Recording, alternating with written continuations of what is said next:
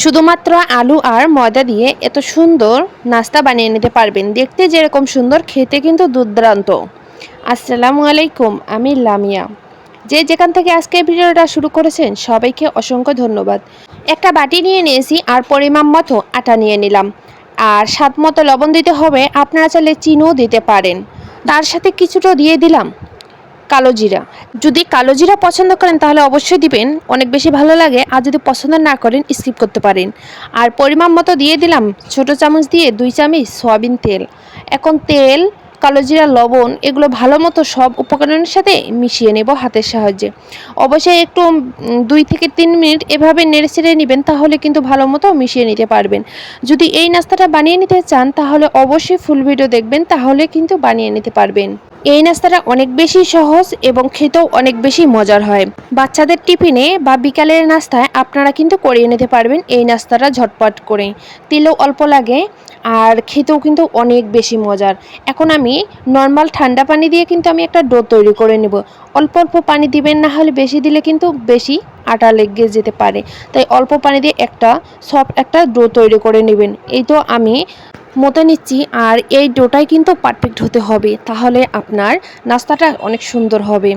আর এভাবেই যখন আপনি করে নেবেন তখন আপনি নিজে হাতের মধ্যে বুঝতে পারবেন যে কত বেশি এটা সফট হয়েছে। এভাবে যখন একটু আটালো মনে হবে তখন হালকাই একটু আটা ছিটে দিবেন, তাহলে কিন্তু এটা ঠিক হয়ে যাবে। এই তো আমি আর একটু আটা দিয়ে আমি ভালো মতো সব একটা ডো তৈরি করে নিয়েছি। আর এই ডোটা একটু 10 মিনিটের জন্য রেস্টে রেখে দিতে হবে, তাহলে কিন্তু আরও বেশি সফট হয়ে যাবে।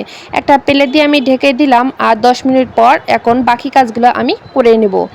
এইখানে আলু সিদ্ধ করে নিয়েছি, আগে আমি মেশ করে নিয়েছি। এখানে কাঁচা পেঁয়াজ আর কাঁচা মরিচ, শুকনো মরিচ, কালো জিরা। কালো জিরা কিন্তু আমি ভাজি নাই, কাঁচা দিব। আর এগুলো সবগুলো এখন আমি একটা চামচের সাহায্যে কিন্তু মেখে নিব। আপনারা চাইলে হাত দিয়েও কিন্তু মেখে নিতে পারেন। যারা ভিডিওটা দেখতেছেন প্লিজ একটা লাইক দিয়ে সাবস্ক্রাইব করে দিয়ে পাশে থাকবেন যদি নতুন নতুন ভিডিও পেতে চান। আর যারা আমার আগের ভিডিও চলছে বা এখন ভিডিওটা দেখতেছেন, আপনাদেরকে ধন্যবাদ আমার ভিডিওটা দেখার জন্য। আর যারা ফুল ভিডিও দেখে একটা কমেন্ট করবে তাদেরকে অসংখ্য আরও ধন্যবাদ। এখন আমি এখানে দিয়ে দিব সরিষার তেল, আর সরিষার তেলটা অবশ্যই দিবেন, তাহলে অনেক বেশি ভালো লাগে। আর আপনি এই ভর্তাটাতে ধনিয়া পাতা অ্যাড করতে পারেন। আমার কাছে ধনিয়া পাতা ছিল না, তাই দিতে পারলাম না। এখন আর একটু ভালো মতো আমি মেখে নেব, তাহলে কিন্তু ভালো লাগবে। আর এগুলো মেখে নেওয়া আমার হয়ে গেছে, এক সাইডে রেখে দেবো। এখন বাকি কাজ করে নেব। একটা রুটিবেলা পিড়া আমি নিয়েছি, আর ওই পিড়াতে ডোরটা নিয়ে একটু ভালো মতো মতো নিয়ে তারপর কিন্তু একটা লেসি আমি করে নিব। একটা আমাকে পাতলা রুটি করে নিতে হবে। আপনারা যত পারেন একটা পাতলা রুটি ডলে নেবেন, তাহলে কিন্তু আপনার নাস্তাটা অনেক বেশি ভালো হবে। এই রুটিটা যত বেশি পাতলা হবে আপনি কুর তত বেশি দিতে পারবেন এবং অনেক বেশি ফুলকো হয়ে উঠবে। এখন আমি অফ ক্যামেরায় কিন্তু আমি একটা রুটি বেলে নিব। এই তো আমার রুটিটা বেলেনো হয়ে গেছে, আর দেখাচ্ছি আমি কতটুকু মোটা রেখেছি। এরকম করে পাতলা করে নেবেন।